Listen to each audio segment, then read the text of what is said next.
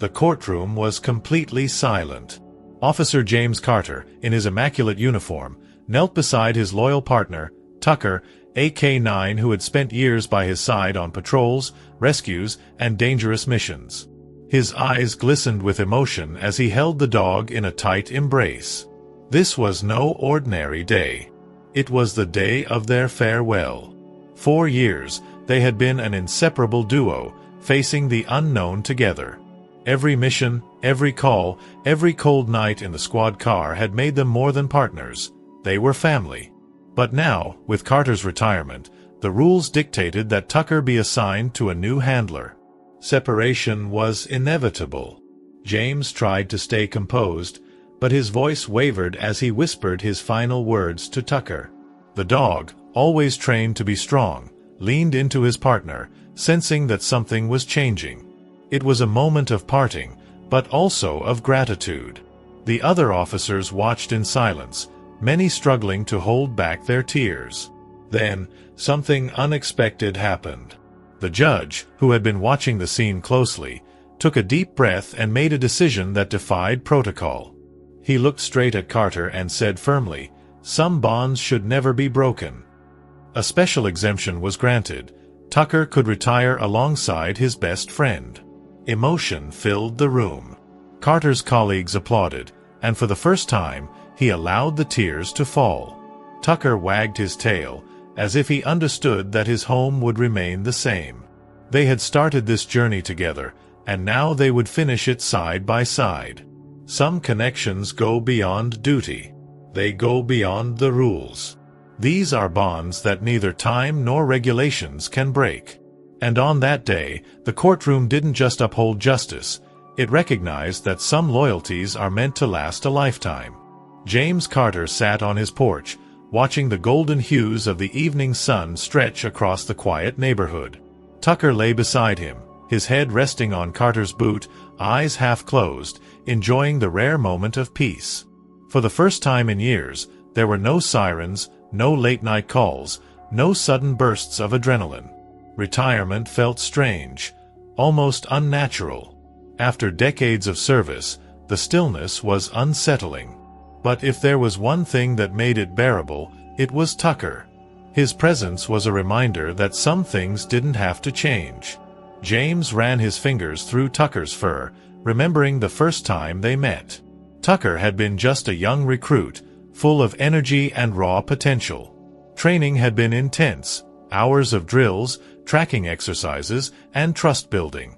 But from the start, there had been something different about him. Tucker wasn't just another K-9. He was smart, loyal, and had an uncanny ability to sense danger before it struck. The bond between them had formed quickly, forged in long nights of patrols and high-stakes chases. One mission, in particular, still haunted James. It had been a freezing night, the air sharp with winter's bite. They had been tracking a suspect through an abandoned warehouse when a gunshot shattered the silence. In an instant, Tucker had lunged forward, knocking James to the ground just as the bullet tore through the air where he had been standing. The suspect had been caught, but James knew the truth. Tucker had saved his life that night. It wasn't just a partnership. It was something deeper, something unspoken. Now, in the calm of retirement, James found himself wondering if Tucker felt the same restlessness. The dog had been trained for action, for purpose. Would he be content with this slower pace? Or did he miss the chase, the thrill of the job? James had seen retired K-9s struggle before. Some never adjusted, their bodies still strong but their spirits restless. The thought gnawed at him. He had fought so hard to keep Tucker by his side, but had he made the right choice for the dog? Tucker lifted his head, ears twitching as he gazed at James with those deep, knowing eyes. As if sensing his partner's turmoil, he let out a soft huff and nudged James's hand with his nose. James chuckled, shaking his head. "You always know what I'm thinking, don't you, boy?" Tucker wagged his tail slightly, his silent way of reassuring him. Maybe they both needed time to adjust. Maybe this new chapter wasn't an end, just a different kind of mission. As the sun dipped below the horizon, casting long shadows over the porch, James took a deep breath. Whatever lay ahead, they would face it together. The job had changed, but the bond remained. And as long as they had each other, that was enough. The nights felt different now. For years, James had fallen asleep to the distant hum of radio chatter, the occasional wail of sirens piercing through the stillness. Now, all he had was silence. He lay in bed, staring at the ceiling, his mind restless. Tucker was curled up on the floor beside him, his breathing slow and steady. The dog had always been a light sleeper, trained to be alert at the faintest sound. But tonight, even Tucker seemed at peace, something James couldn't quite manage for himself. He turned onto his side, his eyes drifting to the framed badge on the dresser, the emblem of his years on the force, of every case he had worked, every criminal he had put away. He had expected to feel relief in retirement, to finally exhale after decades of service. But instead, there was a strange emptiness. It wasn't just the job he missed. It was the purpose. The feeling of knowing he was needed, that his presence made a difference. Now, without that, who was he?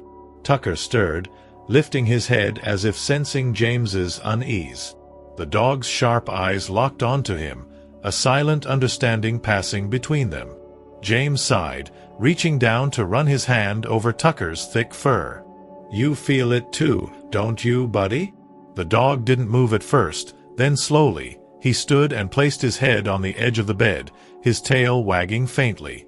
It was their unspoken language, the kind of connection that didn't need words. The memories started creeping in, the ones James had buried for years. The faces of the people he couldn't save, the ones whose stories ended before he could reach them. He thought of the little girl who had gone missing one winter, how he and Tucker had searched for hours through the snow, finding her just in time. The warmth of relief in her mother's eyes had stayed with him. But not every case had ended like that. Some faces remained unfinished stories, lingering in his mind like ghosts. James sat up, rubbing his temples. Maybe retirement wasn't just about leaving the job, it was about learning how to live with everything it had left behind. The weight of every decision, every moment where life and death had balanced on the edge of a choice. He had spent his entire career running toward danger, never stopping long enough to think about what it all meant. Now, in the stillness, the past had finally caught up with him. Tucker let out a low whine, nudging James's hand with his nose. It was a small gesture, but it was enough. James exhaled, shaking his head. "Guess we're both figuring this out, huh?" He gave the dog a pat before standing up. Maybe lying in bed, waiting for peace to come, wasn't the answer. Maybe it was time to take a walk, clear his mind. And as he reached for his jacket, Tucker was already at the door, ready as always. Because no matter where the road led, they would walk it together. The crisp night air filled James's lungs as he walked down the quiet streets of his neighborhood, Tucker trotting faithfully beside him. The streetlights cast long shadows along the pavement, stretching and shifting as they moved. This late at night, everything felt different, slower, heavier. Retirement had given James more time to think than he wanted, and no matter how far he walked, the memories always followed. Tucker, ever watchful, stayed close, his ears twitching at the faintest sounds in the distance. James shoved his hands into his jacket pockets, his thoughts drifting back to a case that had never left him. A young rookie had gone missing during a raid, a mistake that had cost him his life. James had been the last to see him alive, the last to hear his nervous voice crackle over the radio before the transmission cut out. They had searched for hours, Tucker leading the way through abandoned buildings and dark alleyways. But by the time they found him, it had been too late. The guilt of that night still clung to James like a second skin. No amount of justice, no number of arrests, had ever washed it away. Tucker suddenly stopped, his posture shifting, alert. James instinctively reached for his holster, only to remember he wasn't carrying any more. Old habits died hard. He followed Tucker's gaze across the street, where a figure stood near a parked car, barely visible in the dim glow of the street lamp. Something about the way the person moved sent a ripple of unease through James. He had spent too many years reading body language, sensing when something wasn't right. This was one of those moments. He whistled softly, signaling Tucker to stay close, and crossed the street. As he got nearer, the figure turned, a teenage boy, maybe 17, stuffing something into his jacket. James knew that look. The nervous glances, the way his hands fidgeted, the tension in his stance. He had seen it 100 times before, right before someone made a bad decision. Tucker let out a low growl, but James placed a calming hand on the dog's back. "Easy, boy." The kid took a step back, clearly considering whether to run. James kept his voice steady. "You okay, son?" He wasn't a cop anymore. He had no badge, no authority. But old instincts didn't fade overnight. The boy hesitated, his eyes darting toward the car, then back at James. His breathing was quick, shallow. Fear, guilt, 1,000 possibilities ran through James's mind. Was the kid in trouble? Was he about to do something he couldn't take back? For a moment, neither of them spoke. Then, finally, the boy muttered, I don't know what to do." His voice was barely above a whisper, but James heard the weight behind it. The kind of weight he had once carried himself. Tucker sat beside him, watching the boy with those sharp, knowing eyes. James exhaled, nodding slowly. Maybe he wasn't a cop anymore, but that didn't mean he was done helping people. Maybe, just maybe, this new chapter of his life had a purpose after all. James studied the boy carefully, his instincts sharp as ever. The kid was jittery, shifting his weight from foot to foot, his hands buried deep in his jacket pockets. There was fear in his eyes. Fear and something else. Desperation. James had seen that look before, on countless young faces who had wandered too close to the edge. Some had been pulled back in time. Others hadn't been so lucky. Tucker sat silently at his side, ears perked, watching, waiting. He was trained to sense tension, to detect when a situation could turn dangerous. Right now, he wasn't growling. That was enough for James to keep talking. "What's your name?" James asked, keeping his voice calm but firm. The boy hesitated before mumbling, "Ethan." His voice was barely above a whisper, his gaze flickering between James and the empty street behind him. He was thinking about running. James had seen that before, too. He knew if he pushed too hard, Ethan would bolt. So, instead, he nodded, like they were just two strangers having a normal conversation. "All right, Ethan. You want to tell me what you're doing out here this late?" The boy swallowed hard, glancing toward the parked car as if it held an answer he wasn't ready to say out loud. James followed his gaze. The vehicle was an older model, engine off, windows tinted. Something about it felt off. No lights, no movement inside. Just waiting. James had spent too many years in law enforcement to ignore his gut. Someone was inside that car, watching. And Ethan was connected to it somehow. Tucker let out a quiet whine, shifting on his paws. James gave him a quick scratch behind the ears to reassure him, then turned back to Ethan. "Listen, son. I don't know what's going on here, but I do know you don't want to be making decisions at this hour that you'll regret for the rest of your life." The boy's shoulders tensed. James saw the war inside him, the fight between whatever trouble he was in and the small, flickering hope that maybe, just maybe, he could get out. A sudden noise shattered the silence, a car door creaking open. James tensed, his hand instinctively twitching toward the holster that was no longer there. Tucker was already standing, muscles coiled, eyes locked on the car. A man stepped out, his face shadowed under the dim glow of the streetlight. "Ethan." His voice was sharp, impatient. James didn't recognize him, but he didn't need to. He knew exactly what kind of man this was. Predatory. Controlling. The kind that pulled kids like Ethan into trouble and didn't let go. Ethan flinched at the sound of his name. James could see the panic rising in him. This was it, the moment that would decide everything. James took a step closer, lowering his voice. "You don't have to go with him." The boy's eyes darted to him, full of uncertainty. James held his gaze steady. "But if you want out, you need to decide now." The man by the car took another step forward. Tucker let out a deep, rumbling growl. The message was clear. James wasn't a cop anymore, but he wasn't about to let this kid disappear into the night, either. Ethan's hands clenched into fists at his sides. James saw the hesitation, the pull of fear, but then something changed. The boy straightened his spine just a little.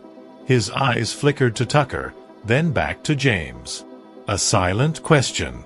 A silent answer. And in that second, James knew Ethan had made his choice. Now, they just had to make sure they got out of this in one piece. Ethan's breath was shallow, his fingers twitching at his sides. His body was tense, caught between two worlds, the life he knew and the life he wanted.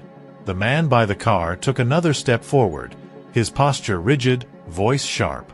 "Let's go, Ethan. Now." His tone left no room for argument. It was the voice of someone used to control, someone who expected obedience. James had heard that voice before, from criminals who ruled with fear, who thrived on desperation. But fear only worked as long as there was no one standing in the way. James took a calculated step between Ethan and the man, keeping his stance relaxed but firm. Tucker mirrored him, standing tall, his deep brown eyes locked onto the stranger with unshakable focus. "The kid's not going anywhere unless he wants to," James said, his voice even. He wasn't a cop anymore, but old instincts never died. He could see it clearly now. The man wasn't just some acquaintance. He was someone Ethan owed, someone who had a grip on him, and that grip was tightening by the second. The man's jaw clenched. "You don't know what you're getting into, old man." His eyes flicked down to Tucker, assessing. There was an edge of hesitation now, just enough for James to work with. He knew the type, bullies who preyed on weakness, who backed off the moment they realized they weren't in control. "Maybe," James said with a slow nod. "But I do know this. Tucker here? He's trained to take down guys twice your size. And me? I've spent my whole life facing men like you. So unless you're real sure about your next move, I'd rethink it." The street fell silent, thick with tension. Ethan was motionless, waiting for the moment to shatter. The man exhaled through his nose, sizing James up, deciding whether the risk was worth it. Tucker let out a low, warning growl. James didn't move, didn't blink. He knew how to hold his ground. The moment stretched long enough for doubt to creep in, long enough for the man to realize he had lost control of the situation. With a sneer, he raised his hands in mock surrender. "Fine," he muttered, stepping back toward the car. But his eyes locked onto Ethan one last time, dark with unspoken threats. "You don't walk away from people like me, kid. You'll see." Then, without another word, he slid into the driver's seat, the car engine growling to life. James and Tucker stood still, watching as the vehicle rolled down the street and disappeared around the corner. Ethan let out a shaky breath, his hands still balled into fists. His entire body was trembling, the weight of his decision sinking in. James turned to him, his voice softer now. "It's over." But they both knew that wasn't true. This was just the beginning. Whatever Ethan had been involved in, whoever that man was, this wasn't something that would just disappear. James recognized that look in the kid's eyes, the one that said he had just crossed a line that couldn't be undone. Tucker sat beside Ethan, nudging his hand, grounding him in the present. James exhaled, rubbing his jaw. "Come on, kid. Let's get you somewhere safe." Because whether he had planned for it or not, James had just stepped into something bigger than himself. And now, there was no turning back. James led Ethan down the empty street, his mind racing. The kid was still shaken, his breath uneven, his body tense like a wire stretched too tight. Tucker walked between them, his presence steady, grounding. James had seen fear like this before. The kind that didn't fade overnight, the kind that came from knowing you had just made a choice that changed everything. The car was gone, but its shadow lingered. That man, whoever he was, wasn't the type to just let things go. And James knew trouble when he saw it. They reached James's house, the porch light casting a warm glow over the quiet neighborhood. It felt strange, bringing someone into his home like this. 4 years, his world had been controlled, structured, police stations, case files, long shifts, and late-night patrols. Now, he was retired, supposed to be living a quiet life. But here he was, taking in a kid he barely knew, already sensing that he was stepping into something deeper than he had planned. He let out a slow breath and pushed open the door. "Come on in." Ethan hesitated before stepping inside. His movements were cautious, as if he wasn't used to being in a place that felt safe. James noticed the way his eyes darted around, scanning exits, mapping the space like someone who had learned never to let his guard down. James recognized the signs. This kid wasn't just in trouble. He had been in survival mode for a long time. Tucker sat near the door, watching, waiting. James locked eyes with the dog, their silent communication as strong as ever. "We're in this now." James walked to the kitchen and grabbed a couple of water bottles from the fridge, tossing one to Ethan. The boy caught it but didn't open it right away. His hands were still shaking. James leaned against the counter, crossing his arms. "You want to tell me what's going on?" Ethan didn't answer right away. He stared at the floor, the weight of everything pressing down on him. For a long moment, James thought the kid might shut down completely. But then, in a voice barely above a whisper, he said, "I owe him." James felt his jaw tighten. He had suspected as much. "Money?" he asked. Ethan nodded, his fingers gripping the water bottle tighter. "How much?" A bitter laugh escaped the boy. "More than I can ever pay back." He finally looked up, and James saw it, the resignation, the quiet dread of someone who believed they were already too far gone. James had seen men twice Ethan's age with that same expression, the look of someone drowning with no way out. But James wasn't the kind of man to let a kid drown. He exhaled, rubbing a hand over his face. He had told himself he was done with this life, done being the guy who ran toward trouble. But trouble had found him anyway. And looking at Ethan now, James knew he had two choices. Send the kid back out into a world that would swallow him whole, or step in, knowing full well it would pull him back into a fight he hadn't asked for. He glanced at Tucker, who was still watching Ethan with quiet patience. James sighed. "Guess we both know what we're doing here. Huh, buddy?" He pushed off the counter and met Ethan's gaze. "All right, kid. First things first, we figure out exactly who we're dealing with. And then, we figure out how to get you out of this mess." Ethan blinked, surprise flickering across his face. You're helping me?" James nodded. "Looks like it." He could see the disbelief in Ethan's eyes, like he wasn't used to people sticking around, like he had never been given a second chance before. But James wasn't about to let some lowlife ruin this kid's life. He had spent years protecting people. Retirement didn't change that. Outside, in the darkness beyond the porch light, a car idled at the end of the street, its headlights off, its driver watching. James didn't see it yet, but soon he would. And when he did, he'd know this fight had only just begun. James sat at the kitchen table, hands clasped, his mind working through every angle of the situation. Ethan sat across from him, shoulders hunched, fingers tapping anxiously against the water bottle he had barely touched. Tucker lay at James's feet, ears twitching, his body relaxed but not unaware.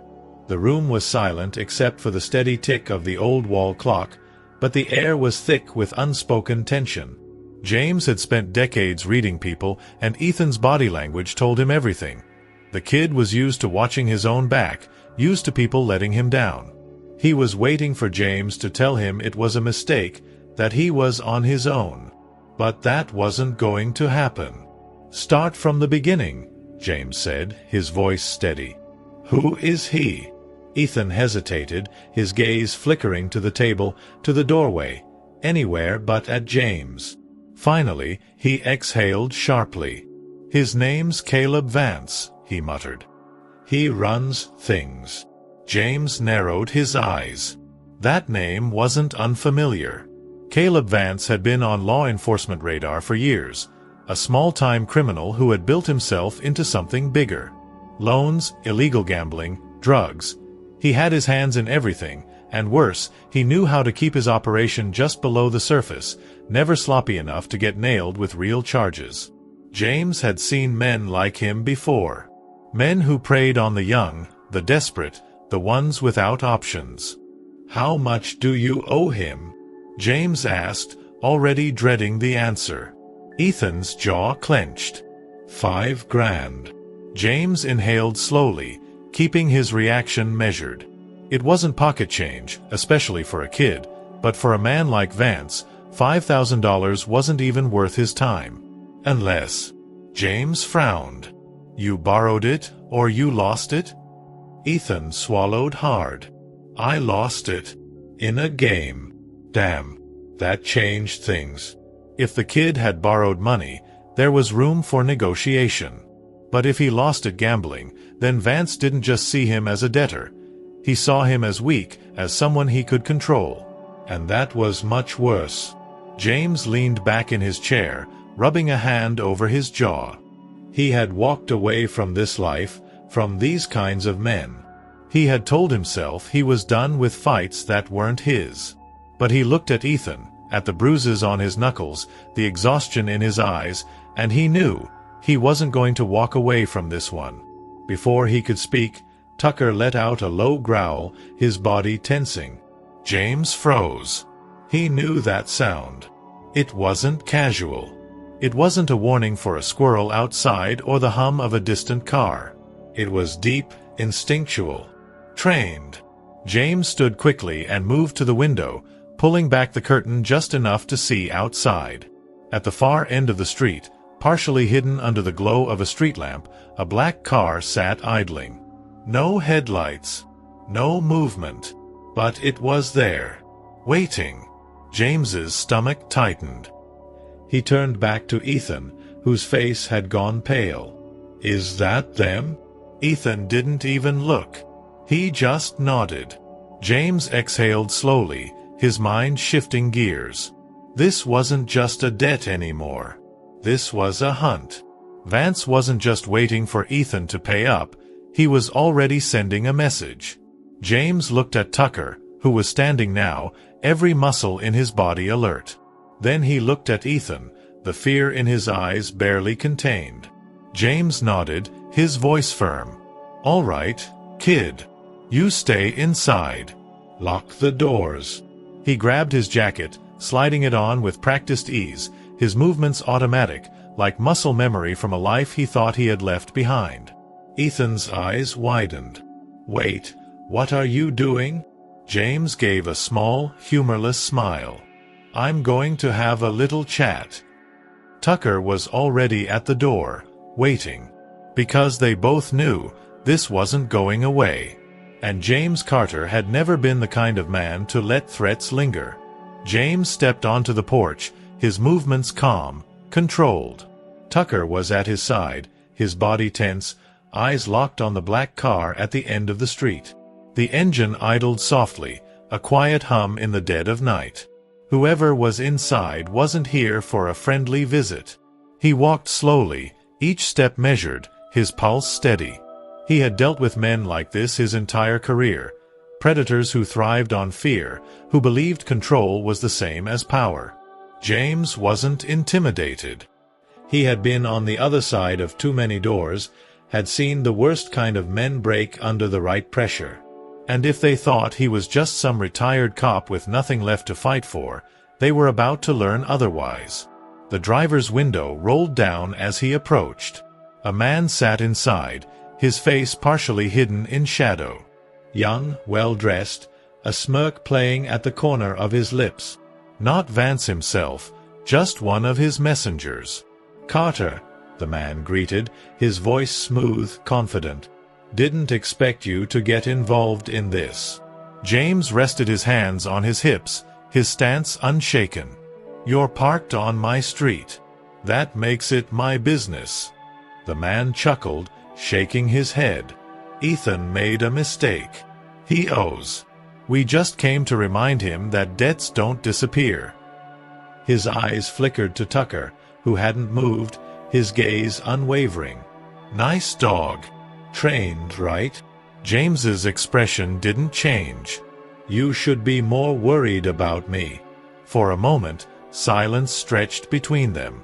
Then the man exhaled, tapping his fingers on the steering wheel. "We'll be back, Carter. Sooner or later, the kid's gonna have to pay." James leaned in slightly, his voice dropping to something cold, final. "If you come near him again, you'll regret it." The smirk faded. The man studied him for a moment longer, then, without another word, rolled up the window and drove off, the taillights vanishing into the night. James stood there, watching, his fists clenched. He had bought Ethan some time. But this wasn't over. Not yet. James remained on the porch, staring at the dark street long after the car had disappeared. The night was quiet again, but the tension still lingered in the air like the aftershock of a storm. Tucker sat beside him, his posture rigid, ears still perked, as if expecting another threat to emerge from the shadows. James reached down and ran a hand over the dog's back, his mind already working through the next steps. He had warned them once, but he knew men like Vance. Warnings didn't mean much. Sooner or later, they'd come back. And next time, they wouldn't just be watching. He turned and stepped inside, locking the door behind him. Ethan was still sitting at the kitchen table, his hands clasped together so tightly that his knuckles were white. His leg bounced under the table, the kind of restless energy that came from fear, from knowing that no matter how far he ran, trouble would always catch up. He had heard the conversation. He knew what was coming. "They're not going to stop, are they?" he asked, his voice quiet but steady. James sighed and pulled out a chair across from him. He met Ethan's gaze directly. "No," he admitted. "Not unless we make them."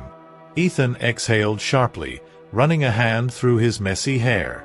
He looked exhausted, worn down in a way that went deeper than just losing sleep. This wasn't just about the money anymore. It was about control.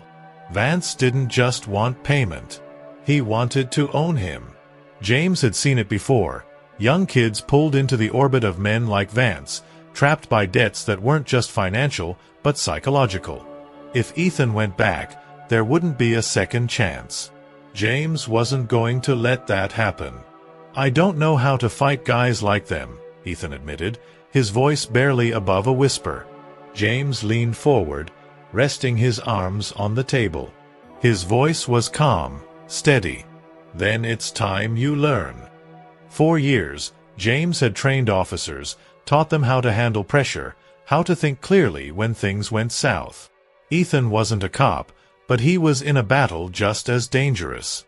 And if he was going to stand a chance, he needed more than just luck. He needed to know how to fight back, not just with fists, but with his mind. With strategy. James had spent his whole life facing men like Vance. He knew how they worked. And now, he was going to teach Ethan everything he knew. Tucker let out a slow breath, settling beside James, his tail thumping against the floor. He had been through too many fights with James to doubt him now. They had faced worse.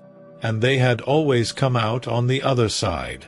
Ethan hesitated, uncertainty flickering across his face. But then, for the first time since James had met him, something shifted. There was still fear in his eyes, but beneath it, something new was forming. Determination. A spark of defiance. Maybe, for the first time in a long time, he believed there was a way out. James nodded. "No more running, kid. We end this." Ethan swallowed hard, then gave a single firm nod. "Okay." The fight wasn't over. But for the first time, Ethan wasn't facing it alone.